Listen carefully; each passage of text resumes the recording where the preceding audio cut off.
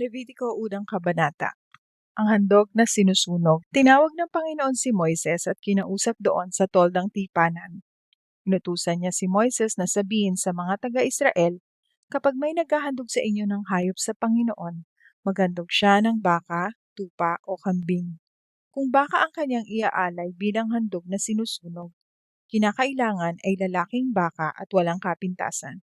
Ihahandog niya ito malapit sa may pintuan ng toldang tipanan para sa pamamagitan ng handog na ito ay tanggapin siya ng Panginoon. Ipapatong niya ang kanyang kamay sa ulo ng bakang inihahandog niya, at ito'y tatanggapin ng Panginoon para matubos siya sa kanyang mga kasalanan. Pagkatapos, kakatayin niya ang bakang iyon sa presensya ng Panginoon, at ang dugo nito'y ibibisik sa paligid ng altar sa bandang pintuan ng toldang tipanan ng mga pari na mula sa angkan ni Aaron. Pagkatapos mabalatan at hiwa-hiwain ng naghahandog ang baka, ang mga pari mula sa angkan ni Aaron ay magpapaningas ng apoy sa altar at lalagyan ng panggatong na inayos ng mabuti. At ilalagay nila ng maayos sa apoy ang mga hiniwang karne, pati ang ulo at taba. Pero huhugasan muna ng naghahandog ang mga lamang loob, ang mga hita at pagkatapos, susunugin ng pari ang mga ito roon sa altar bilang handog na sinusunog. Ang mabangong samyo ng handog na ito sa pamamagitan ng apoy ay makalulugod sa Panginoon. Kapag tupa o kambing ang iaalay ng tao bilang handog na sinusunog, kailangan ding lalaki at walang kapintasan. Kakatayin niya ito sa presensya ng Panginoon doon sa gawing hilaga ng altar. At ang dugo nito ay ibibisik sa paligid ng altar ng mga paring mula sa angkan ni Aaron. At pagkatapos na hiwa-hiwain ito ng naghahandog, ilalagay ito ng maayos ng pari sa apoy pati na ang ulo at taba. Pagkatapos huhugasan ng naghahandog ang mga lamang loob at mga paa at saka ibibigay sa pari para sunugin sa altar bilang handog na sinusunog. Ang mabangong samyo ng handog na ito sa pamamagitan ng apoy ay nakalulugod sa Panginoon. Kapag ibon ang iaalay ng isang tao bilang handog na sinusunog para sa Panginoon, kinakailangang kalapati o bato-bato. Ito'y dadalhin ng pari sa altar, pipilipitin niya ang leeg hanggang sa maputol at patutuluin ng dugo sa paligid ng altar. Ang ulo nito ay susunugin doon sa altar. Pagkatapos aalisin niya ang butsi at bituka nito at ihagis sa gawing silangan ng altar sa pinaglalagyan ng apo. Tapos bibiyakin niya ang ibon sa pamamagitan ng paghila ng mga pakpak nito, pero hindi niya paghihiwalayin. At sa kanya susunugin ang ibon doon sa altar bilang handog na sinusunog. Ang mabangong samyo ng handog na ito sa pamamagitan ng apoy ay makalulugod sa Panginoon. Levitiko 2 kabanata. Handog na nagpaparangal sa Panginoon. Kapag may nag-aalay ng handog ng pagpaparangal sa Panginoon, gagamitin niya ang magandang klaseng harina at lalagyan niya ng langis at insenso. Dadalhin niya ito sa mga paring mula sa angkan ni Aaron. Kukuha ang pari ng isang takot na pinagsama-samang harina at langis at susunugin niya ito sa altar kasama na ang insenso na inilagay sa harina. Susunugin niya ito na pinakaalaala sa Panginoon. Ang mabangong samyo ng handog na ito sa pamamagitan ng apoy ay makalulugod sa Panginoon. Ang natirang harina ay para kay Aaron at sa kanyang angkan, at ito ay ang pinakabanal na bahagi na mula sa handog sa pamamagitan ng apoy para sa Panginoon. Kapag may naghahandog ng tinapay na niluto sa hurno para parangalan ng Panginoon, kailangan gawa ito sa magandang klaseng harina at hindi nilagyan ng pampaalsa. Maaring maghandog ng makapal na tinapay na hinaluan ng langis o ang manipis na tinapay na pinahiran ng langis. Kung ang tinapay na ihahandog ay niluto sa kawali, kinakailangang gawa ito sa magandang klaseng harina at may halong langis pero walang pampaalsa. Pipira-pirasuhin ito at lalagyan ng langis. Ito'y handog ng pagpaparangal. Kung ang tinapay na ihahandog ay niluto sa kawali, kinakailangang gawa ito sa magandang klaseng harina at nilagyan ng langis. Ang ganitong uri ng mga handog ay dadalhin sa pari para ihandog sa Panginoon doon sa altar. Babawasan ito ng pari at ang ibinawas na iyon ay susunugin niya sa altar na pinakaalaala sa Panginoon. Ang mabangong samyo ng handog na ito sa pamamagitan ng apoy ay makalulugod sa Panginoon. Ang natirang harina ay para kay Aaron at sa kanyang angkan, at ito ang pinakabanal na bahagi na mula sa handog sa pamamagitan ng apoy na inihandog para sa Panginoon. Huwag kayong mag-alay ng mga handog na may pampaalsa bilang handog ng pagpaparangal sa Panginoon, dahil hindi kayo dapat magsunog ng mga pampaalsa o pulot sa inyong paghahandog sa Panginoon ng handog sa pamamagitan ng apoy. Maaari ninyong ihandog ang pampaalsa o pulot bilang handog mula sa una ninyong ani, pero huwag ninyong susunugin sa altar. Lagyan ninyo ng asin ang lahat ng inyong handog ng pagpaparangal, dahil ang asin ay tanda ng inyong walang hanggang kasunduan sa Panginoon. Kaya lagyan ninyo ng asin ang lahat ng inyong handog. Kapag maghahandog kayo mula sa una ninyong ani para parangalan ng Panginoon, maghandog kayo ng mga giniling na butil na binusa. Lagyan ninyo ito ng langis at insenso. Ito'y handog ng pagpaparangal. At mula sa handog na ito ay kukuha ang pari ng giniling na butil na nilagyan ng langis at insenso at susunugin na pinakaalaala sa Panginoon. Ito'y handog sa pamamagitan ng apoy para sa Panginoon. Levitiko Kabanatang 3, Handog para sa mabuting relasyon. Kapag may naghahandog ng baka bilang handog para sa mabuting relasyon, kinakailangan ang ihahandog niya sa presensya ng Panginoon ay walang kapintasan. Ipapatong niya ang kanyang kamay sa ulo ng baka na ihahandog niya at pagkatapos, papatayin niya sa may pintuan ng toldang tipanan at iwiwisik ng mga paring mula sa angkan ni Aaron ng dugo nito sa paligid ng altar. Kukuha ang pari ng bahagi na susunugin niya para sa Panginoon. Kukunin niya ang lahat ng taba na nasa loob ng tiyan at ang nasa lamang loob, ang mga bato at ang taba nito, pati na ang maliliit na bahagi ng atay. Ang mga ito'y susunugin ng mga pari sa altar kasama ng handog na sinusunog. Ang mabangon samyo ng handog na ito sa pamamagitan ng apoy ay makalulugod sa Panginoon. Kung ang ihahandog niya para sa mabuting relasyon ay tupa o kambing, lalaki man o babae, kinakailangan ito'y walang kapintasan. Kung maghahandog siya ng tupa sa Panginoon, ipapatong niya ang kanyang kamay sa ulo ng tupa at papatayin niya sa harap ng toldang tipanan. At iwiwisik ng mga paring mula sa angkan ni Aaron ang dugo nito sa paligid ng altar. At mula sa handog na ito ay kukuha ng bahagi na susunugin para sa Panginoon. Ang mga taba, ang buntot na mataba na sagad sa gulugod ng pagkakaputol, ang lahat ng taba sa lamang loob, ang mga bato at ang taba nito, pati na ang maliit na bahagi ng atay. Ang lahat ng ito'y susunugin ng pari sa altar bilang handog na pagkain. Ito'y handog sa pamamagitan ng apoy para sa Panginoon. Kung maghahandog siya ng kambing sa presensya ng Panginoon, ipapatong niya ang kanyang kamay sa ulo ng kambing at papatayin niya sa harap ng toldang tipanan. Iwiwisik ng pari mula sa angkan ni Aaron ang dugo nito sa palibot ng altar. Pagkatapos, kukuha ang pari ng bahagi na susunugin niya para sa Panginoon mula sa handog na ito. Kukunin niya ang lahat ng taba sa lamang loob, ang mga bato at ang taba nito, pati na ang maliliit na bahagi ng atay. Ang lahat ng ito'y susunugin ng pari sa altar bilang handog na pagkain. Ang mabangong samyo ng handog na ito sa pamamagitan ng apoy ay makalulugod sa Panginoon. Ang lahat ng taba ay sa Panginoon. Huwag kayong kakain ng taba o dugo. Dapat ninyong sundin ang tuntuning ito kahit saan kayo tumira, kayo at ang susunod pa ninyong mga henerasyon. Levitiko 4 na kabanata, ang handog sa paglilinis. Nag-utos din ang Panginoon kay Moises na sabihin sa mga taga-Israel na ang sino mang makalabag sa kanyang utos ng hindi sinasadya ay kinakailangan gawin ito. Kung ang punong pari ang nagkasala ng hindi sinasadya, at dahil dito ay nadamay ang mga tao, maghahandog siya sa Panginoon ng isang batang toro na walang kapintasan bilang handog sa paglilinis. Dadali niya ang toro sa presensya ng Panginoon doon sa pintuan ng toldang tipanan, at ipapatong niya ang kanyang kamay sa ulo ng toro at sa kanya ito papatayin. Kukuha ng dugo ng toro ang punong pari at dadalhin niya sa loob ng tolda. Ilulubog niya ang kanyang daliri sa dugo at iwiwisik ng 7 beses sa harap ng tabing na tumatabing sa pinakabanal na lugar sa presensya ng Panginoon. Pagkatapos, papahiran niya ng dugo ang parang sungay sa mga sulok ng altar na pagsusunugan ng insenso sa loob ng tolda sa presensya ng Panginoon. At ang natitirang dugo ng toro ay ibubuhos niya sa ilalim ng altar na pagsusunugan ng handog na sinusunog. Ang altar na ito ay malapit sa pintuan ng tolda. Pagkatapos kukunin niya ang lahat ng taba sa lamang loob ng toro, ang mga bato at ang taba nito, pati na ang maliit na bahagi ng atay. Ganito rin ang gagawin sa hayop na handog para sa mabuting relasyon. Pagkatapos, ang mga ito'y susunugin ng pari sa altar na pinagsusunugan ng handog na sinusunog.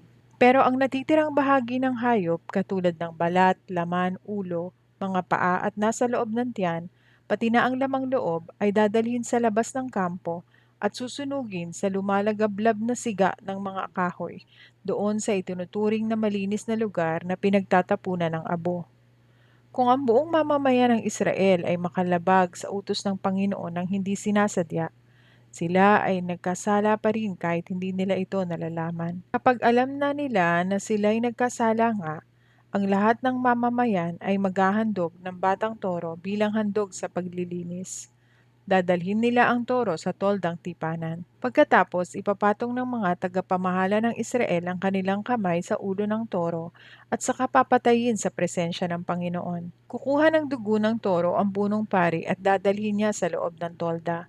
At ilulubog niya ang kanyang daliri sa dugo at iwiwisik ng 7 beses sa tabing na tumatabing sa pinakabanal na lugar sa presensya ng Panginoon. Pagkatapos papahiran niya ng dugo ang parang sungay sa mga sulok ng altar na nasa loob ng tolda sa presensya ng Panginoon.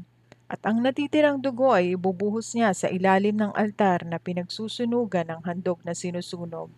Ang altar na ito ay malapit sa pintuan ng tolda. At ang gagawin niya sa toro na ito ay katulad din ng ginawa niya sa torong handog sa paglilinis. Kukunin niya ang lahat ng taba ng toro at susunugin sa altar at susunugin ng toro sa labas ng kampo. Sa pamamagitan ng gagawing ito ng punong pari, ang mga taga-Israel ay matutubos sa kanilang mga kasalanan at patatawarin ng Panginoon ang mga kasalanan nila. Ito ang handog sa paglilinis para sa buong sambayanan ng Israel. Kung ang isang pinuno ay nakalabag sa utos ng Panginoon na kanyang Diyos nang hindi sinasadya, nagkasala pa rin siya. At kapag nalaman niya na siya pala ay nagkasala, maghahandog siya ng isang lalaking kambing na walang kapintasan. Ito ay handog para sa paglilinis ng kanyang kasalanan. Ipapatong niya ang kanyang kamay sa ulo ng kambing at papatayin ito sa presensya ng Panginoon sa dakong pinagpapatayan ng mga hayop na inihahandog bilang handog na sinusunog. Ilulubog ng pari ang kanyang daliri sa dugo ng kambing at ipapahid sa parang sungay sa mga sulok ng altar na pinagsusunugan ng mga handog na sinusunog. At ang natitirang dugo ay ibubuhos niya sa ilalim ng altar. Susunugin niya ang lahat ng taba sa altar, katulad ng kanyang ginawa sa mga taba ng hayop na handog para sa mabuting relasyon. Pamamagitan ng gagawing ito ng pari, matutubos ang tao sa kanyang mga kasalanan at patatawarin siya ng Panginoon. Kung ang isang pangkaraniwang tao ay makalabag sa alinmang utos ng Panginoon nang hindi sinasadya, nagkasala pa rin siya. At kapag nalaman niyang siya'y nagkasala, maghahandog siya ng babaeng kambing na walang kapintasan para sa nagawa niyang kasalanan. Ipapatong niya ang kanyang kamay sa ulo ng kambing na handog sa paglilinis at papatayin niya ito sa may tolda. Sa dakong pinagpapatayan ng mga hayop na handog na sinusunog, ilulubog ng pari ang kanyang daliri sa dugo ng kambing at ipapahid sa parang sungay sa mga sulok ng altar na pinagsusunugan ng mga handog na sinusunog. At ang natitirang dugo ay ibubuhos niya sa ilalim ng altar. Pagkatapos, kukunin niya ang lahat ng taba ng kambing katulad ng ginawa niya sa hayop na handog para sa mabuting relasyon. At susunugin niya sa altar ang taba at magiging mabangong samyo na handog at makalulugod sa Panginoon. Sa pamamagitan ng gagawing ito ng pari, ang tao'y matutubos at patatawarin siya ng Panginoon. Kung tupa naman ang ihahandog ng tao para maging malinis siya sa kanyang kasalanan, kinakailangang ito'y babaeng tupa na walang kapintasan. Ipapatong niya ang kanyang kamay sa ulo ng tupa at papatayin sa tolda sa patayan ng mga hayop na handog na sinusunog. Ilulubog ng pari ang kanyang daliri sa dugo ng tupa at ipapahid sa parang sungay sa mga sulok ng altar na pinagsusunugan ng handog na sinusunog. Ang natitirang dugo ay ibubuhos niya sa ilalim ng altar. Pagkatapos, kukunin niya ang lahat ng taba ng tupa, katulad ng ginawa niya sa tupang handog para sa mabuting relasyon. At susunugin niya ang taba sa altar pati na ang iba pang mga handog sa pamamagitan ng apoy para sa Panginoon. Sa pamamagitan ng gagawing ito ng pari, matutubos ang tao sa kanyang mga kasalanan at patatawarin siya ng Panginoon. Levitiko Kabanatang 5. Kung ang isang tao'y ipinatawag sa hukuman para sumaksi sa pangyayaring kanyang nakita o nalalaman at siya'y tumanggi, may pananagutan siya. Kung may nakahipo ng anumang bagay na itinuturing na marumi, katulad ng mga patay na hayop na marumi, siya'y nagkasala at naging marumi kahit hindi niya alam na nakahipo siya. Kung siya'y nakahipo ng mga maruming bagay ng tao, kahit hindi niya alam na siya'y naging marumi, ituturing pa ring nagkasala siya kapag nalaman niya. Kung ang isang tao ay nanumpa ng pabigla-bigla, mabuti man o masama ang isinumpa niya, siya'y nagkasala kapag nalaman niya ang kanyang ginawa. Kapag nalaman ng isang tao na nagkasala siya ng alinman sa mga nabanggit, kinakailangang ipahayag niya ang kanyang kasalanan. At bilang kabayaran sa kasalanang nagawa niya, maghahandog siya sa Panginoon ng babaeng tupa o kambing bilang handog sa paglilinis. Ihahandog ito ng pari para matubos siya sa kanyang kasalanan. Pero kung hindi niya kayang maghandog ng tupa, maghahandog siya ng 2 kalapati o 2 ibon na bato-bato bilang kabayaran sa kanyang kasalanan. Ang isa'y bilang handog sa paglilinis at ang isa'y bilang handog na sinusunog. Dadalhin niya ito sa pari at ang unang ihahandog ng pari ay ang handog sa paglilinis. Pipilipitin ng pari ang leeg ng ibon pero hindi ito puputulin. At ang dugo nito ay ibibisik niya sa paligid ng altar at ang natitirang dugo ay ibubuhos sa ilalim ng altar. Ito ang handog sa paglilinis. Ihahandog din ng pari ang isa pang handog na sinusunog ayon sa paraan ng paghahandog nito. Ganito ang paraan na gagawin ng pari para matubos ang tao sa kanyang kasalanan at patatawarin siya ng Panginoon. Pero kung hindi niya kayang maghandog ng 2 kalapati o 2 ibon na bato-bato, maghahandog na lang siya ng 2 kilo ng magandang klaseng harina. Huwag niyan lalagyan ng langis at insenso, dahil ito'y handog sa paglilinis at hindi handog ng pagpaparangal. Dadalhin niya ito sa pari at babawasan ng pari ang isang dakot bilang pag-alaala sa Panginoon. Ang isang dakot na iyon ay susunugin niya sa altar, pati ang iba pang mga handog sa pamamagitan ng apoy para sa Panginoon. Ito ang handog sa paglilinis. Sa pamamagitan ng gagawing ito ng pari, matubos ang tao sa anumang kasalanang nagawa niya at patatawarin siya ng Panginoon.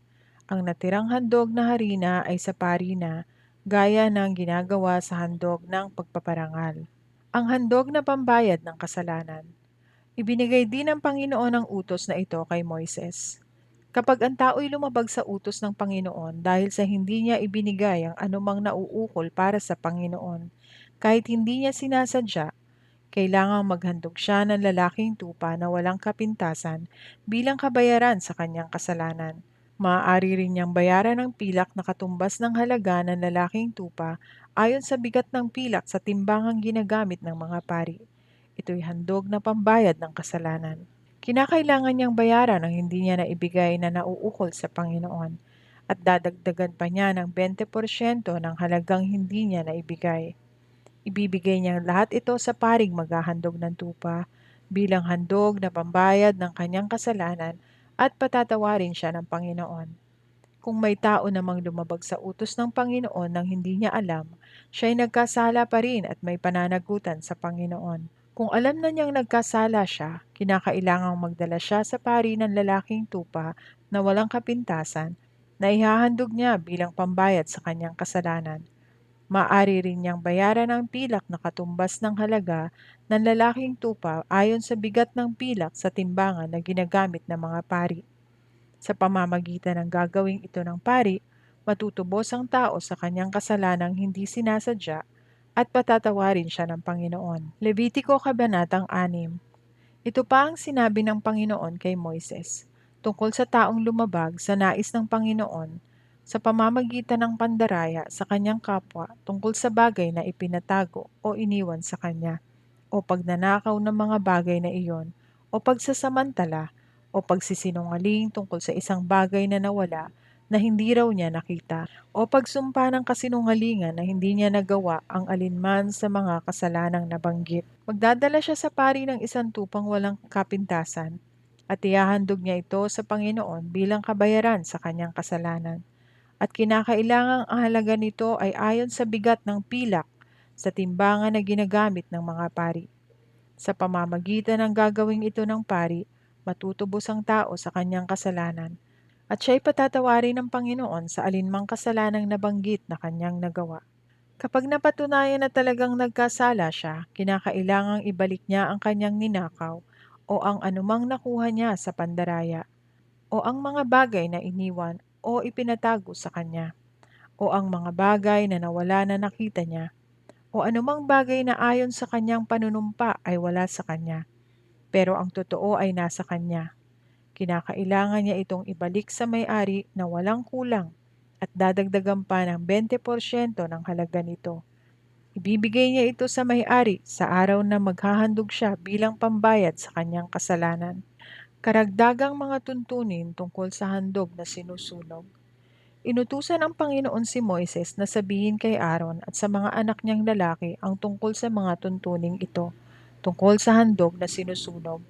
Ang handog na ito ay kinakailangang iwanan sa altar hanggang umaga at kinakailangang patuloy ang pagningas ng apoy sa altar.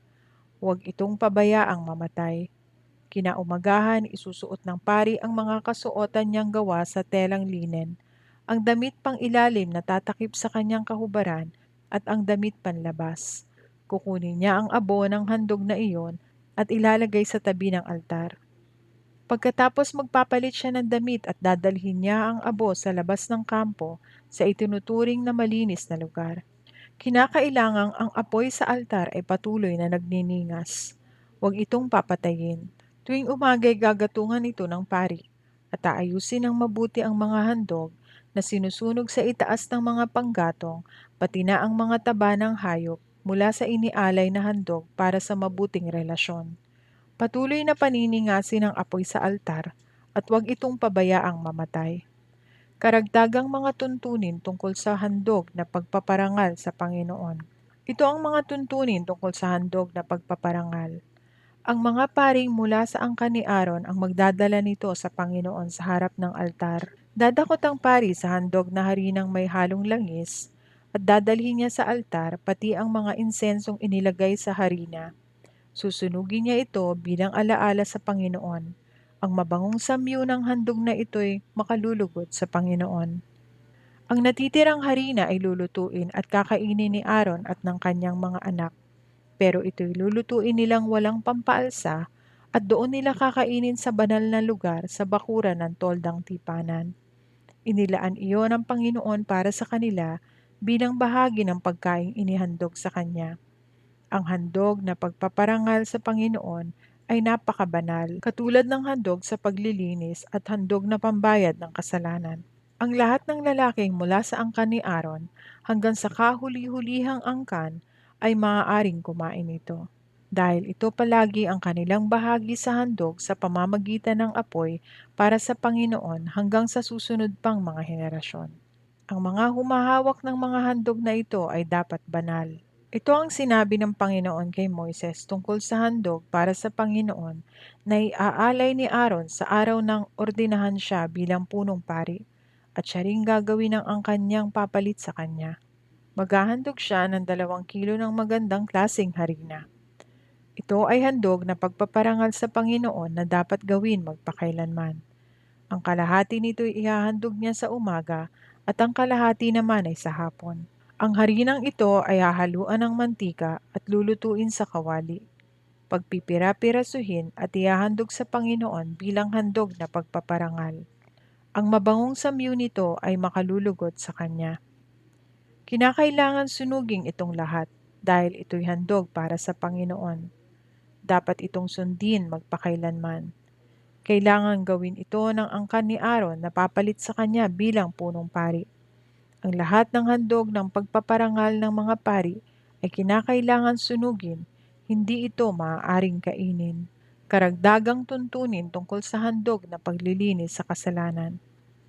Inutusan din ng Panginoon si Moises na sabihin kay Aaron at sa mga anak niyang lalaki ang tungkol sa ganitong mga tuntunin. Ang handog sa paglilinis ay kinakailangang patayin sa presensya ng Panginoon doon sa patayan ng handog na sinusunog.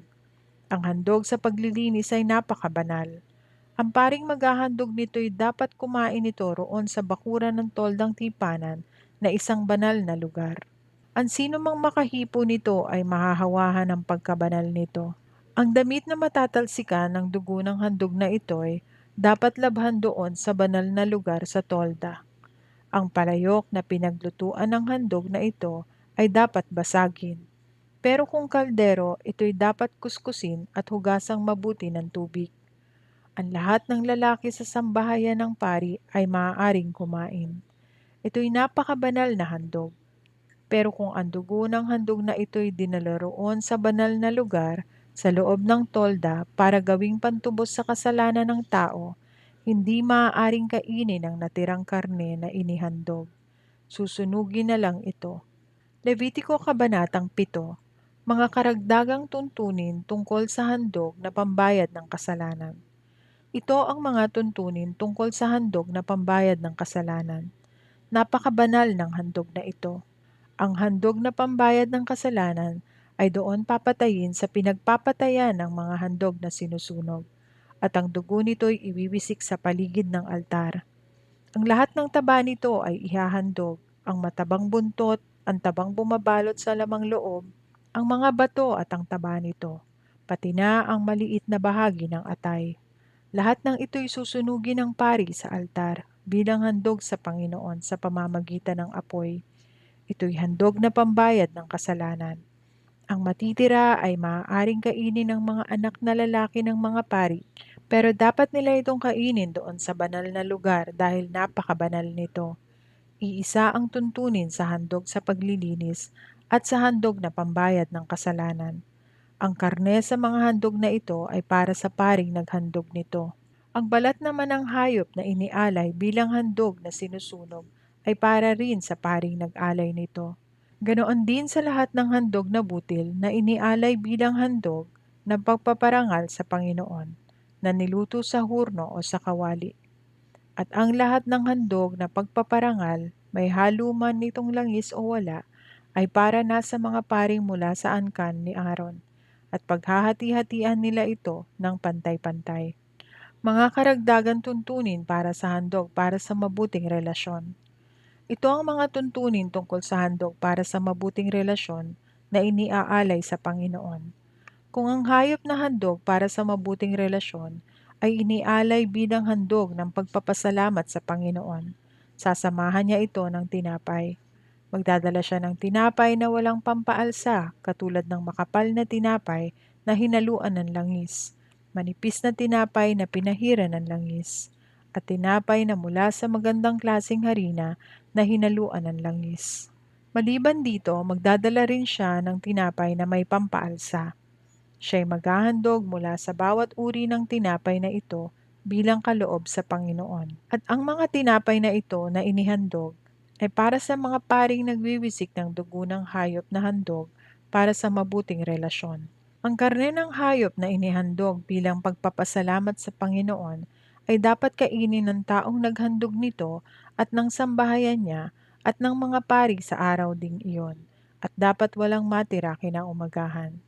Pero kung ang kanyang handog para sa mabuting relasyon ay inialay niya bilang handog para tuparin ang isang panata o handog na kusang loob, ang karne ay makakain sa araw ng paghahandog at ang matitira ay maaari pa rin kainin kinabukasan. At kung mayroon pa ring matira hanggang sa pangatlong araw, dapat na itong sunugin. Kapag may kumain pa nito sa pangatlong araw, hindi na tatanggapin ng Panginoon ang handog na ito at magiging walang kabuluhan ang handog niya. Ang handog na ito ay ituturing na kasuklam-suklam at magiging pananagutan pa ng sino mang kumain ito. Kapag ang karne ay hindi sinasadyang nadikit sa anumang bagay na itinuturing na marumi, hindi na iyon dapat kainin, kundi susunugin na lang. Tungkol sa mga karneng maaaring kainin, ito'y maaaring kainin ng sino mang itinuturing na malinis ayon sa batas. Pero ang sino mang itinuturing na marumi at kakain ng karneng handog para sa mabuting relasyon ay huwag ninyong ituring na kababayan. Ang sino mang nakahipo ng mga bagay na itinuturing na marumi, katulad ng dumi o sakit ng taong nakakahawa, hayop na itinuturing na marumi o anumang bagay na kasuklam-suklam at pagkatapos ay kumain ng karne na inihandog sa Panginoon ay huwag na ninyong ituring na kababayan. Pagbabawal ng pagkain ng dugo at taba. Nag-utos ang Panginoon kay Moises na sabihin ito sa mga taga-Israel. Huwag kayong kakain ng taba ng baka, tupa o kambing. Ang taba ng hayop na namatay o pinatay ng ibang hayop ay maaari ninyong gamitin sa anumang nais ninyo, pero huwag ninyong kakainin. Ang sino mang kakain ng taba ng hayop na maaaring ihandog sa Panginoon ay huwag na ninyong ituring na kababayan. At saan man kayo tumira, huwag kayong kakain ng dugo ng hayop o ibon. Ang sino mang kakain ng dugo ay huwag na ninyong ituring na kababayan. Ang bahagi ng mga pari sa mga handog. Nag-utos din ang Panginoon kay Moises na sabihin ito sa mga taga-Israel.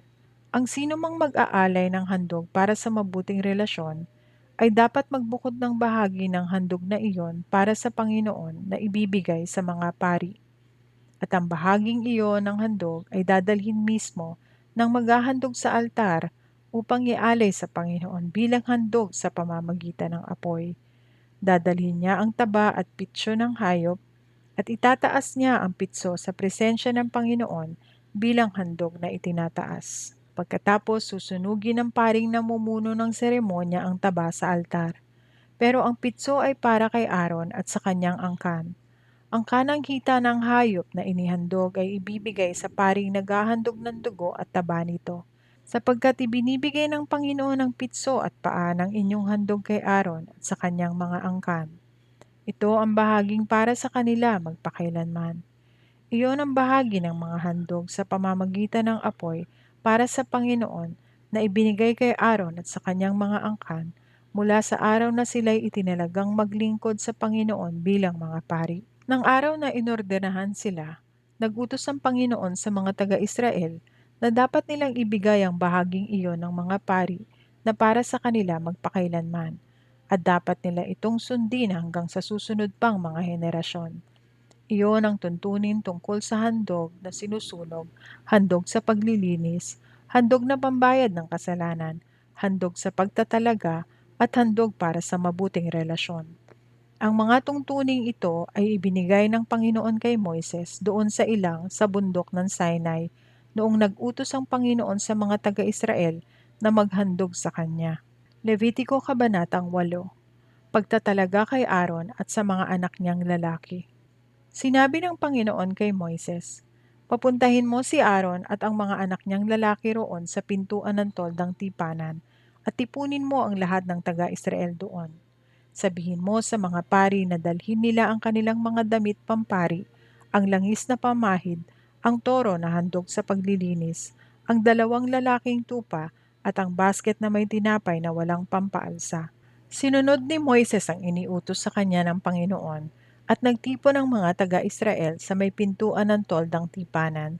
Sinabi sa kanila ni Moises na ang gagawin niya ay iniutos sa kanya ng Panginoon.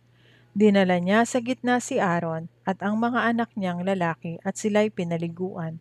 Ipinasuot niya kay Aaron ang damit bilang punong pari, ang damit panloob, ang sinturon, ang damit panlabas at ang espesyal na damit at binigkisang mabuti ng hinabing sinturon na maganda ang pagkakagawa. Ipinalagay din ni Moises ang isang lalagyan sa dibdib at doon inilagay ang Urim at Tumim. At ipinasuot din niya ang turban sa ulo ni Aaron at sa harap ng turban ay ikinabit ang gintong sagisag ng pagtatalaga kay Aaron para sa Panginoon. Ginawang lahat ito ni Moises ayon sa iniutos sa kanya ng Panginoon. Pagkatapos kinuha ni Moises ang langis at winisika ng tolda at ang lahat ng nasa loob bilang pagtatalaga ng lahat ng ito para sa Panginoon. Pagkatapos nito ipinakuha ni Moises ang baka na handog sa paglilinis at ipinatong ni Aaron at ng mga anak niya ang mga kamay nila sa ulo ng baka. Pagkatapos pinatay ni Moises ang baka at kumuha siya ng dugo. Inilubog niya ang kanyang daliri sa dugo at pinahiran niya ang parang sungay sa mga sulok ng altar para luminis ito. At ang natirang dugo ay ibinuhos niya sa ilalim ng altar. Sa ganitong paraan niya itinalaga ang altar para sa Panginoon upang maging karapat-dapat na lugar na pinaghahandugan ng mga pantubos sa kasalanan. Kinuha rin ni Moises ang lahat ng taba ng lamang loob ng baka, ang maliit na bahagi ng atay, ang mga bato, pati ang taba nito, at sinunog niya ang lahat ng ito roon sa altar. Ang mga natirang bahagi ng baka, katulad ng laman, balat at lamang loob, ay sinunog niya sa labas ng kampo. Ginawa ito ni Moises ayon sa iniutos ng Panginoon. Pagkatapos, ipinakuha ni Moises ang lalaking tupa bilang handog na sinusunog. Ipinatong ni Aaron at ng mga anak niyang lalaki ang kanilang mga kamay sa ulo ng tupa, at pinatay ni Moises ang tupa at iwinisik ang dugo sa paligid ng altar. Kinatay niya ang tupa at hinugasan ng mga lamang loob at paa, at saka sinunog lahat doon sa altar pati na ang ulo at taba bilang handog na sinusunog. Ang mabangong samyo ng handog na ito sa pamamagitan ng apoy ay makalulugod sa Panginoon. Ginawa ito ni Moises ayon sa utos sa kanya ng Panginoon. Ipinakuha rin ni Moises ang pangalawang lalaking tupa. Ito ang handog para sa pagtatalaga. Ipinatong ni Aaron at ng mga anak niyang lalaki ang mga kamay nila sa ulo ng tupa. At pinatay ni Moises ang tupa, kumuha siya ng dugo nito at ipinahid sa ibabang bahagi ng kanang tainga ni Aaron at sa kanang hinlalaki ng kamay at paa niya. Pinapunta rin ni Moises sa gitna ang mga lalaking anak ni Aaron at pinahiran din niya ng dugo sa ibabang bahagi ng kanang tainga nila at ang kanang hinlalaki ng kanilang kamay at paa. Pagkatapos, iwinisik niya ang natirang dugo sa palibot ng altar. Kinuha rin niya ang mga taba, ang matabang buntot, ang lahat ng taba sa lamang loob, ang maliit na bahagi ng atay, ang mga bato pati ang taba nito, at ang kanang hita. Katapos kumuha rin si Moises ng tinapay mula sa basket na inihandog sa Panginoon, isang makapal na tinapay na walang pampaalsa, isang tinapay na may halong langis, at isang tinapay na manipis. Pinahawakan niya ang lahat ng ito kay Aaron at sa mga anak nito, pati na ang lahat ng taba at ang kanang hita ng tupa, at itinaas nila ito sa Panginoon bilang handog na itinataas. Pagkatapos kinuha iyon ni Moises sa kanila at sinunog sa altar kasama ng handog na sinusunog. Iyon ang handog bilang pagtatalaga sa kanila. Ang mabangong samyo ng handog na ito sa pamamagitan ng apoy ay makalulugod sa Panginoon. Kinuha rin ni Moises ang pitso ng tupa at itinaas sa Panginoon bilang handog na itinataas. Ito ang bahagi niya sa tupang handog ng pagtatalaga. Ang lahat ng ito'y ginawa ni Moises ayon sa iniutos sa kanya ng Panginoon. Pagkatapos, kumuha si Moises ng banal na langis at ng dugo roon sa altar, at winisikan niya si Aaron at ang mga anak niya, pati na ang kanilang mga damit. Sa ganitong paraan niya sila inihandog, pati ang kanilang mga damit sa Panginoon. At sinabi ni Moises kay Aaron at sa mga anak niyang lalaki, "Lutuin ninyo ang karne malapit sa pintuan ng toldang tipanan, at ayon sa iniutos ko sa inyo, kainin ninyo ito kasama ang mga tinapay na nasa basket na handog para sa pagtatalaga. Ang matitirang karne at tinapay ay susunugin ninyo. Huwag kayong aalis dito sa loob ng 7 araw hanggat hindi natatapos ang pagtatalaga sa inyo. Ang Panginoon ang nag-utos sa atin na gawin natin ang ating ginagawa ngayon para matubos kayo sa inyong mga kasalanan.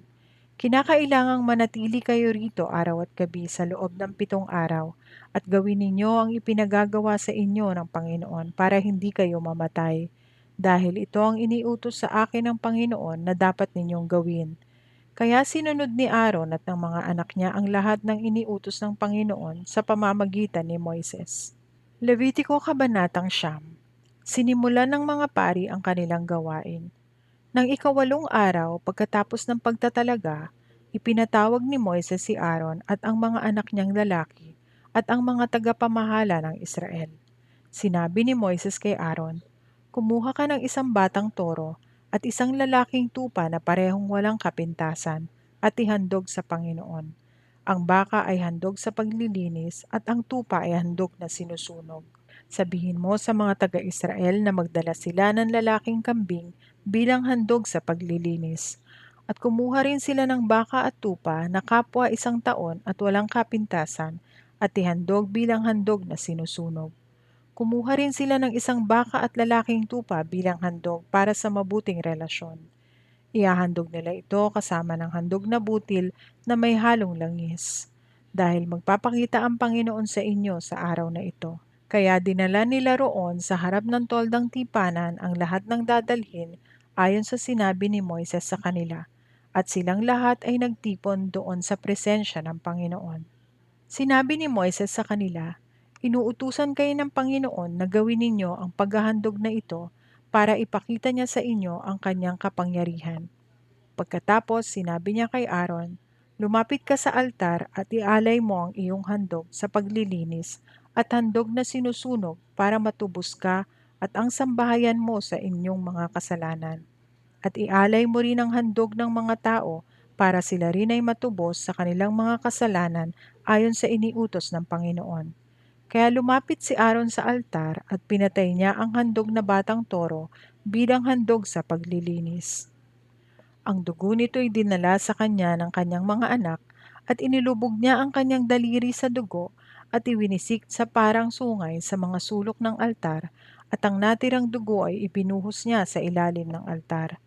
Sinunog niya sa altar ang mga taba at ang mga bato, pati na ang maliit na bahagi ng atay ayon sa utos ng Panginoon kay Moises. Ang karne at ang balat ay sinunog niya sa labas ng kampo. Pagkatapos pinatay din ni Aaron ang mga hayop na para sa handog na sinusunog. Ang dugo ay dinala ng kanyang mga anak sa kanya at iwinisik niya sa palibot ng altar. Dinala rin sa kanya ng mga anak niya ang hiniwa-hiwang mga karne ng handog na hayop, pati ang ulo, at sinunog niya ang mga ito sa altar. Hinugasan niya ang lamang loob at mga paa at sinunog niya ang mga ito sa altar, pati na ang iba pang parte ng handog na hayop. Pagkatapos, dinala niya sa gitna ang mga handog na para sa mga tao. Pinatay niya ang kambing na handog sa paglilinis ng mga tao, katulad ng kanyang ginawa sa una niyang handog, na inialay niya para maging malinis siya sa kanyang mga kasalanan. Pagkatapos, dinala rin niya sa gitna ang hayop para sa handog na sinusunog, at inihandog niya ayon sa paraan ng paghahandog nito. Dinala rin niya sa gitna ang handog ng mga butil. Dumakot siya ng isang dakot na butil at sinunog sa altar kasama ng handog na sinusunog tuwing umaga. Pinatay din ni Aaron ang baka at ang lalaking tupa para sa mga tao na kanilang handog para sa mabuting relasyon. Ang dugo ay dinala sa kanya ng kanyang mga anak at iwinisik niya sa palibot ng altar. Ang taba ng mga ito, ang matabang buntot, ang mga taba sa lamang loob, ang mga bato, pati na ang maliit na bahagi ng atay, ay ipinatong ng mga anak ni Aaron sa pitso ng mga handog na hayop.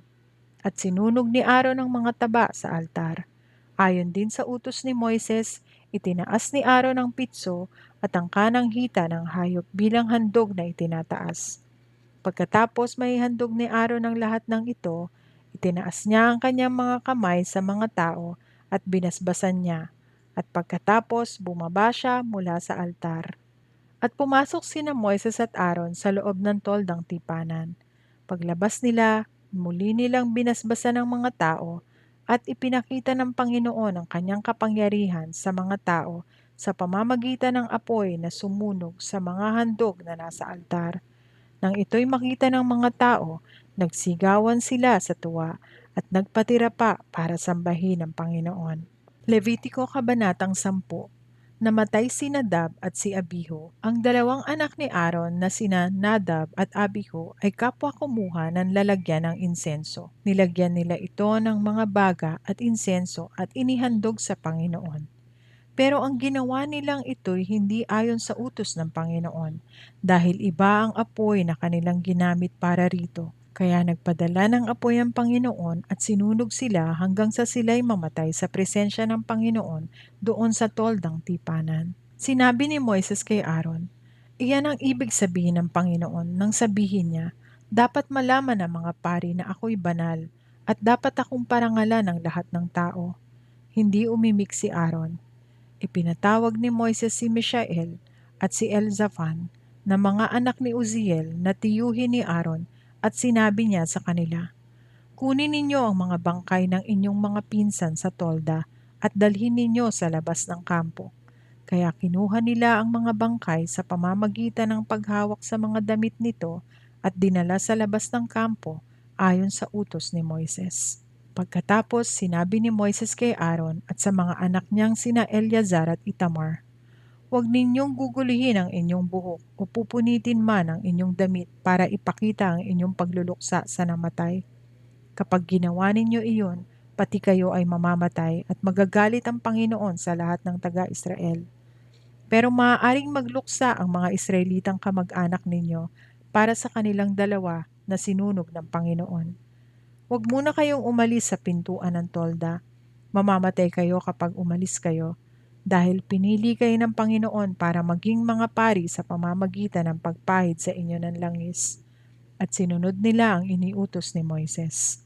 Sinabi ng Panginoon kay Aaron, ikaw at ang iyong mga anak ay hindi dapat uminom ng alak o ng anumang inuming nakakalasing kapag papasok sa tolda. Kapag ginawa ninyo iyon, mamamatay kayo. Dapat ninyong sundin ang tuntuning ito, kayo at ang susunod pang mga henerasyon. Dapat ninyong malaman kung alin ang para sa Panginoon at kung alin ang para sa lahat, kung alin ang malinis at marumi. Kinakailangang turuan ninyo ang kapwa ninyo Israelita tungkol sa lahat ng tuntuning ibinigay ko sa inyo sa pamamagitan ni Moises. Sinabi ni Moises kay Aaron at sa dalawang anak niyang natitira na sina Eleazar at Itamar, kunin ninyo ang natirang handog na pagpaparangal mula sa mga handog sa pamamagitan ng apoy para sa Panginoon. Lutuin ninyo iyon ng walang pampaalsa at kainin ninyo malapit sa altar dahil napakabanal niyon. Iyon ang inyong bahagi mula sa handog sa pamamagitan ng apoy para sa Panginoon. Ito ang iniutos sa akin ng Panginoon. Pero ang pitso at hita ng hayop na itinaas at inihandog sa Panginoon ay para sa iyo at sa iyong buong sambahayan. Kainin ninyo iyon sa lugar na itinuturing nating malinis. Ito'y ibinibigay sa inyo bilang bahagi ninyo mula sa handog ng mga taga-Israel na handog para sa mabuting relasyon. Kapag naghandog ang mga taga-Israel, ihandog nila ang pitso at hita ng hayop pati na ang mga taba bilang handog sa pamamagitan ng apoy. Ang pitso at hita ay itataas nila sa Panginoon bilang handog na itinataas. Pagkatapos, ibibigay nila ito sa inyo dahil ito ang inyong bahagi sa handog. Ito'y para sa inyo at sa inyong mga angkan magpakailanman ayon sa iniutos ng Panginoon. Nang siyasatin ni Moises ang tungkol sa kambing na handog sa paglilinis, napag-alaman niyang nasunog na itong lahat. Kaya nagalit siya kina Eleazar at Itamar at sinabihan, bakit hindi ninyo kinain ang handog sa paglilinis sa banal na lugar? Ang handog na iyon ay napakabanal, at iyon ay ibinigay ng Panginoon sa inyo para matubos ang mga tao sa kanilang mga kasalanan sa presensya ng Panginoon. Sapagkat ang dugo nito ay hindi dinala sa loob ng banal na lugar, kinain sana ninyo iyon doon sa tolda, ayon sa sinabi ko sa inyo. Pero sumagot si Aaron kay Moises, kanina naghandog ang aking mga anak ng kanilang handog sa paglilinis at handog na sinusunog, pero namatay ang dalawa sa kanila. Sa nangyaring ito sa aking mga anak, matutuwa kaya ang Panginoon kung kinain ko ang handog sa paglilinis ngayong araw? Sumang-ayon si Moises sa sagot ni Aaron. Levitiko Kabanatang 11. Ang mga hayop na itinuturing na malinis at marumi. Inutusan ng Panginoon si Moises at si Aaron na sabihin sa mga taga-Israel ang mga sumusunod. Pwede ninyong kainin ang anumang hayop na lumalakad sa lupa, na biyak ang kuko, at ninunguyang muli ang kinain nito. Pero huwag ninyong kakainin ang mga hayop na ninunguyang muli ang kinain nito, pero hindi naman biyak ang mga kuko, katulad ng kamelyo at kuneho. Huwag din ninyong kakainin ng baboy dahil kahit biyak ang kuko nito, hindi naman ninunguyang muli ang kinain nito. Ituring ninyo na maruruming hayop ang mga ito. Huwag kayong kakain ng karne ng mga ito o hihipo ng mga patay na hayop na ito. Pwede niyong kainin ang mga isda sa dagat o tubig tabang na may mga palikpik at kaliskis. Pero huwag ninyong kakainin ang mga walang palikpik at kaliskis. At huwag din kayong hihipo ng mga patay na isdang ito. Ituring ninyong kasuklam-suklam ang mga isdang ito.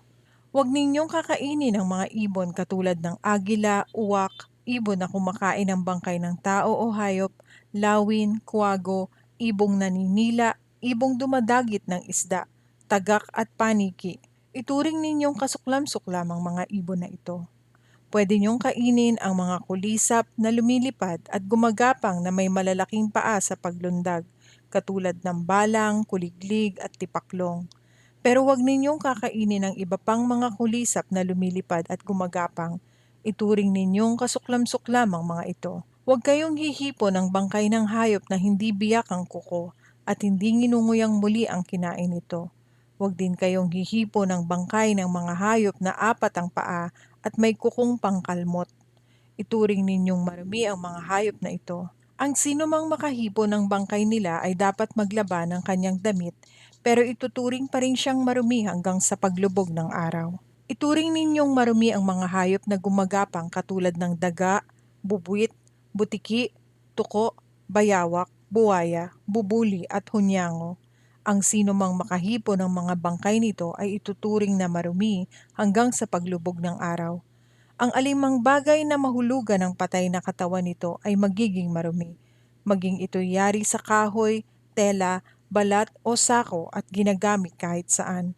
Ito'y dapat hugasan ng tubig pero ituturing pa rin na marumi hanggang sa paglubog ng araw.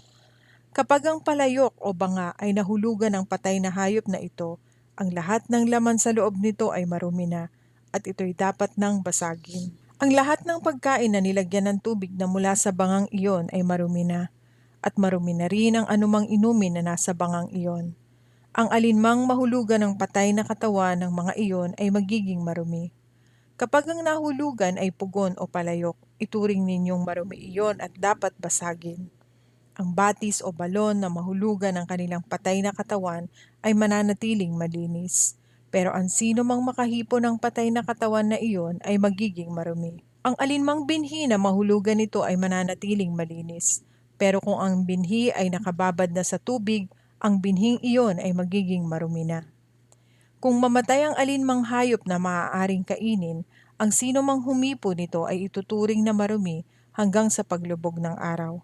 Ang sino mang kukuha at kakain nito ay dapat maglaba ng kanyang damit, pero ituturin pa rin siyang marumi hanggang sa paglubog ng araw. Huwag ninyong kakainin ang anumang hayop na gumagapang dahil kasuklam-suklam ito.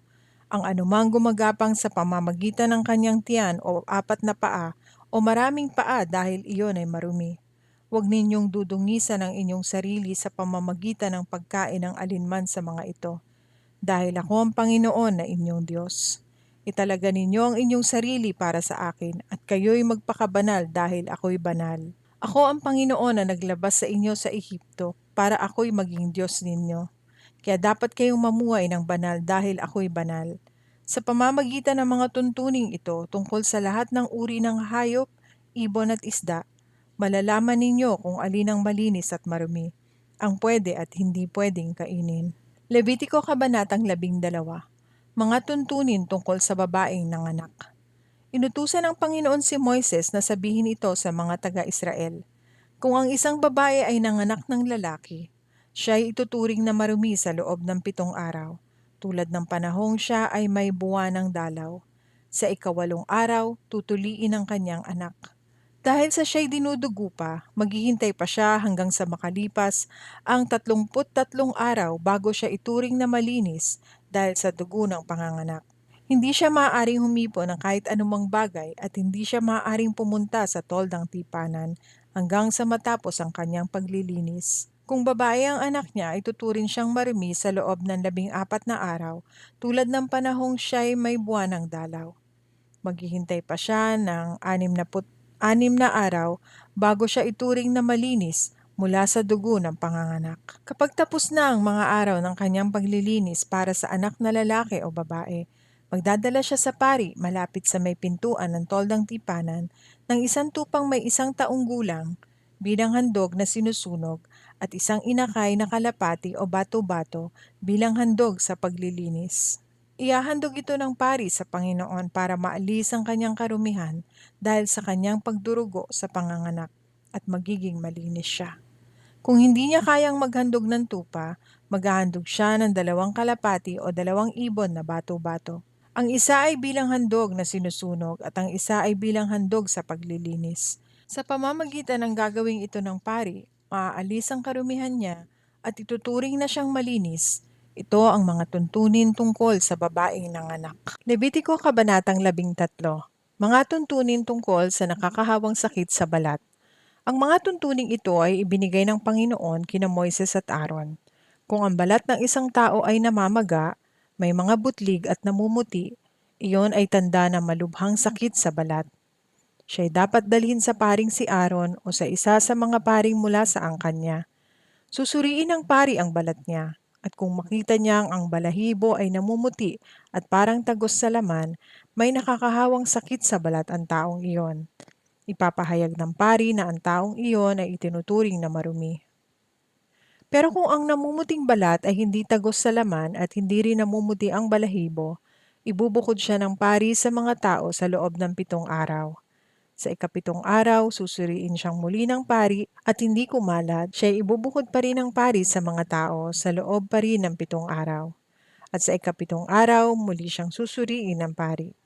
At kung gumaling na ang kanyang sakit sa balat at hindi ito kumalat, ipapahayag ng pari na siya'y malinis na dahil ito'y butlig lang. Pagkatapos nito, lalabhan ng tao ang kanyang damit at siya'y ituturing na malinis na. Pero kung kumalat ang mga butlig sa kanyang balat, pagkatapos na siya'y magpasuri sa pari at ipinahayag na siya'y malinis na, dapat muli siyang magpasuri sa pari. At kung kumalat na ang mga butlig, muling ipapahayag ng pari na marumi siya dahil may sakit siya sa balat na nakakahawa. Ang sino mang may nakakahawang sakit sa balat ay dapat magpasuri sa pari.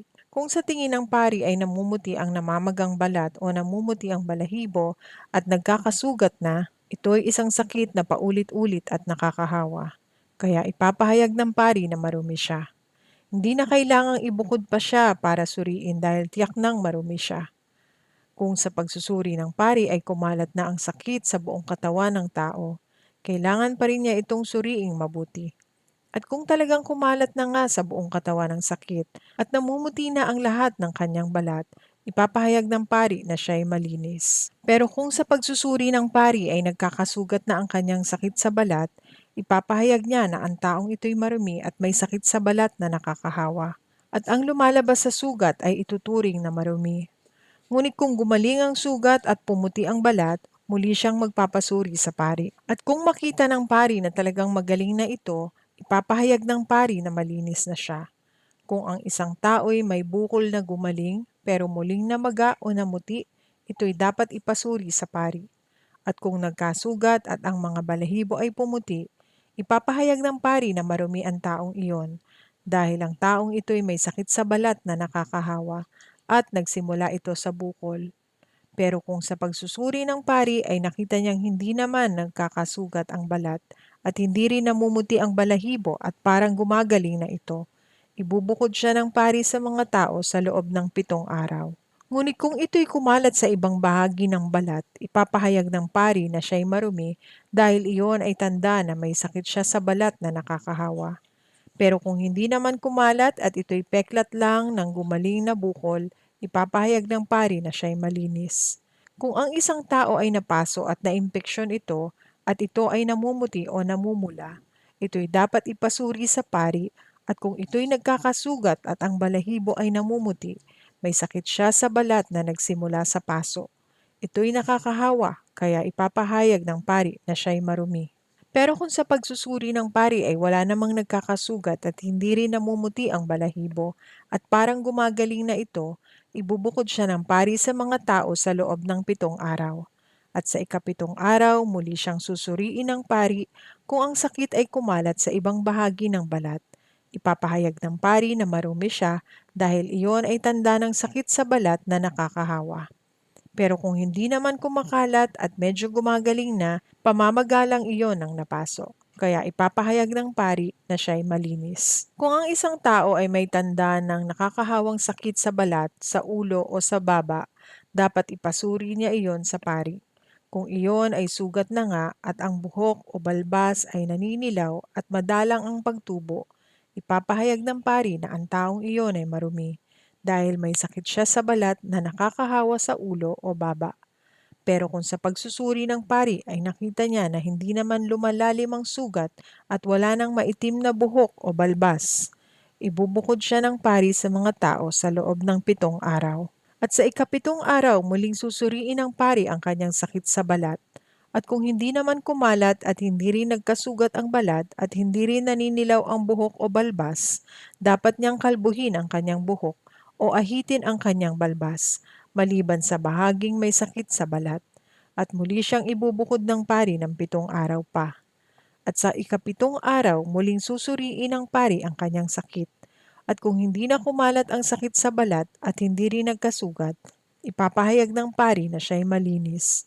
Kaya lalabhan niya ang kanyang damit at ituturing na siyang malinis. Pero kung ang sakit sa balat ay muling kumalat sa kanyang katawan pagkatapos na maipahayag ng pari na malinis na siya, muli siyang susuriin ng pari. At kung kumalat na ang sakit sa kanyang balat, hindi na niya kailangang magpasuri pa sa pari kung may buhok o balbas na naninilaw dahil tiyak na marumi siya. Pero kung sa pagsusuri ng pari ay hindi iyon kumalat at may itim na buhok o balbas na tumutubo, magaling na iyon. Kaya ipapahayag ng pari na siya'y malinis. Kung may namumuti sa balat ng isang tao, kinakailangang magpasuri siya sa pari. At kung ang mga namumuting balat ay maputla, iyon ay mga butlig lang na tumutubo sa balat. Kaya ang taong iyon ay ituturing na malinis. Kung ang isang tao ay nakakalbo sa bandang noo o sa gitna ng ulo, malinis siya. Pero kung may namumula at namamaga sa nakakalbong bahagi ng kanyang ulo, dapat siyang magpatingin sa pari. At kung ang namumula at namamaga ay katulad sa nakakahawang sakit sa balat na tumutubo sa ibang bahagi ng katawan, ipapahayag ng pari na marumi siya. Ang taong may sakit sa balat na nakakahawa ay dapat magsuot ng punit na damit, guluhin niya ang kanyang buhok, at takpan ang ibabang bahagi ng kanyang mukha. At siya'y sisigaw, "Ako'y marumi, ako'y marumi." Siya'y ituturing na marumi habang siya'y hindi gumagaling sa sakit niyang iyon. At dapat siyang tumirang nag-iisa sa labas ng kampo. Mga tuntunin tungkol sa amag sa damit. Kung ang may sakit sa balat na nakakahawa ay magkakaroon ng amag sa damit na lana o linen o anumang gamit na yari sa balat, ito'y dapat ipasuri sa pari. Pagkatapos suriin ng pari ang damit o balat, ibubukod niya iyon sa loob ng 7 araw. Sa ikapitong araw, muli itong titignan ng pari. At kung kumalat pa ang amag, ituturing na marumi ang damit o balat na iyon at dapat sunugin dahil ang amag na ito ay kumakalat. Pero kung sa pagsusuri ng pari ay nakita niyang hindi naman ito kumakalat, palalabhan niya ang damit o balat na iyon at ibubukod sa loob ng 7 araw. Pagkatapos ng 7 araw, muli itong titignan ng pari. Kung ang amag ay hindi nagbabago ang kulay, ang damit o balat na iyon ay ituring na marumi kahit hindi na kumalat ang amag at dapat sunugin, nasa labas man o nasa loob ng damit ang amag. Pero kung sa pagsusuri ng pari ay nakita niyang kumukupas ang amag, punitin na lang niya ang bahaging iyon ng damit o balat na may amag. Ngunit kung may lumitaw pa ring amag at kumalat, dapat nang sunugin ang damit o balat. Kung nawala ang amag pagkatapos labhan ng damit o balat, muli itong labhan at ito'y ituturing na malinis na. Ito ang mga tuntunin kung papaano malalaman ng malinis o maruming damit na lana o linen o anumang gamit na yari sa balat na nagkaroon ng amag. Levitiko Kabanatang 14. Paglilinis ng tao matapos gumaling sa nakakahawang sakit sa balat. Ito ang mga tuntuning ibinigay ng Panginoon kay Moises tungkol sa paglilinis ng taong gumaling sa malubhang sakit sa balat. Pagkatapos maipahayag ng pari na ang tao'y gumaling na sa kanyang sakit, lalabas ang pari sa kampo at susuriin niya ang katawan ng taong iyon, kung gumaling na nga siya sa kanyang sakit. Magpapakuha ang pari ng 2 malinis na ibong buhay, isang putol na kahoy na sedro, panaling pula, at isang kumpol ng halaman na isopo.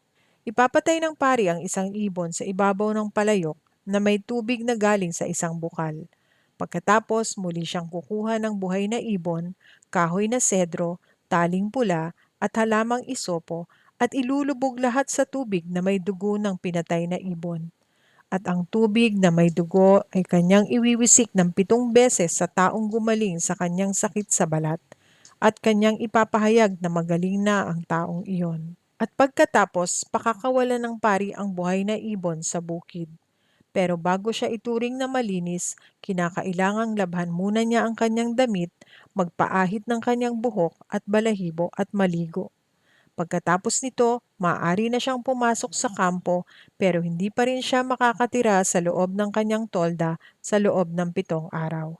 Sa ikapitong araw, muli niyang ipapaahit ang kanyang buhok at balahibo, lalabhan ang kanyang damit at maliligo. Sa ikawalong araw, kinakailangang magdala siya ng 2 lalaking tupa at 1 babaeng tupa na 1 taong gulang at walang kapintasan. Magdala rin siya ng 6 na kilo ng magandang klasing harina na hinaluan ng langis bilang handog ng pagpaparangal sa Panginoon. At magdala rin siya ng 1 basong langis. Pagkatapos dadalhin ng pari ang tao at ang handog niya sa presensya ng Panginoon malapit sa pintuan ng toldang tipanan. Kukunin ng pari ang 1 lalaking tupa at ang 1 basong langis at ihahandog niya ito bilang handog na pambayad ng kasalanan.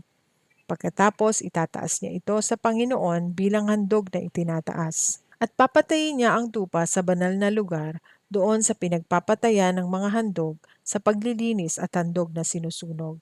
Ang tupang ito na handog ay napakabanal at ito ay para sa mga pari, katulad ng handog na pambayad ng kasalanan. Pagkatapos, kukuha ang pari ng dugo ng tupang handog na pambayad ng kasalanan at ipapahid sa ibabang bahagi ng kanang tainga ng taong naghandog at sa kanyang kanang hinlalaki sa kamay at paa. Kukuha rin ng pari ng langis at magbubuhos sa kanyang kaliwang palad at ilulubog niya sa langis ang mga daliri niya sa kanang kamay at iwiwisik ng 7 beses sa presensya ng Panginoon. Ang ibang langis sa kanyang palad ay ipapahid niya sa ibabang bahagi ng kanang tainga at kanang hinlalaki ng kamay at paa ng taong pinahira niya mismo ng dugo. Ang natitira pang langis sa palad ng pari ay ipapahid niya sa ulo ng taong iyon at sa kanya ihahandog ang handog sa paglilinis. Pagkatapos nito, papatayin ng pari ang handog na sinusunog at ihahandog niya ito sa altar, pati ang handog ng pagpaparangal. Ganito ang gagawin ng pari sa presensya ng Panginoon para matubos ang karumihan ng tao at magiging malinis siya.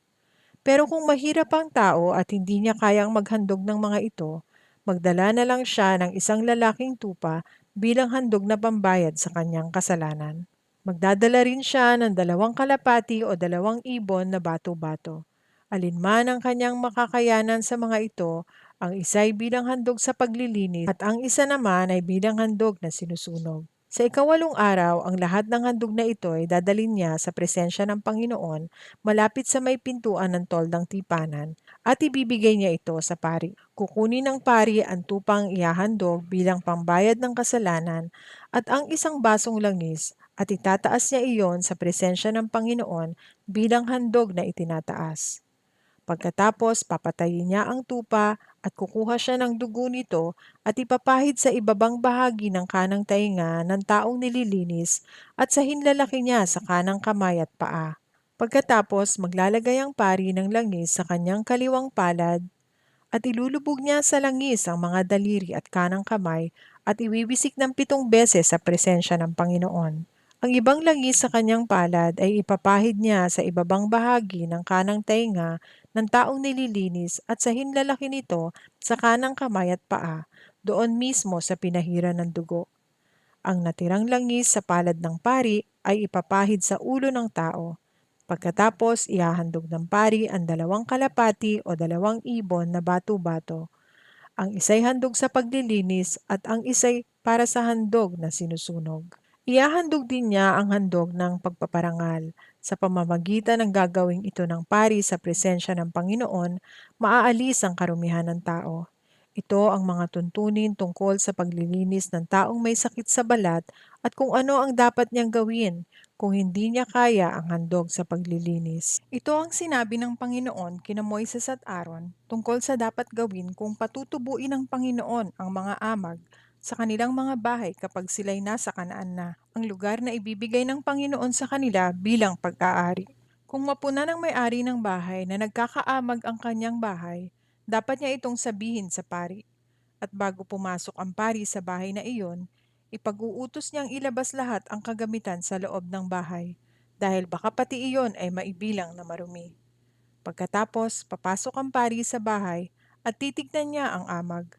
Kapag nakita niyang ang dingding ay parang kulay berde o namumula at parang makapal ang tagos sa dingding, lalabas ang pari sa bahay na iyon at ipapasara niya ang bahay sa loob ng 7 araw. Sa ikapitong araw, babalik ang pari at muling titignan ng amag sa bahay. At kung iyon ay kumalat pa sa ibang bahagi ng dingding, ipapatanggal niya ang mga dingding na may amag at ipapatapon sa labas ng bayan, doon sa pinagtatapunan ng mga bagay na itinuturing na marumi.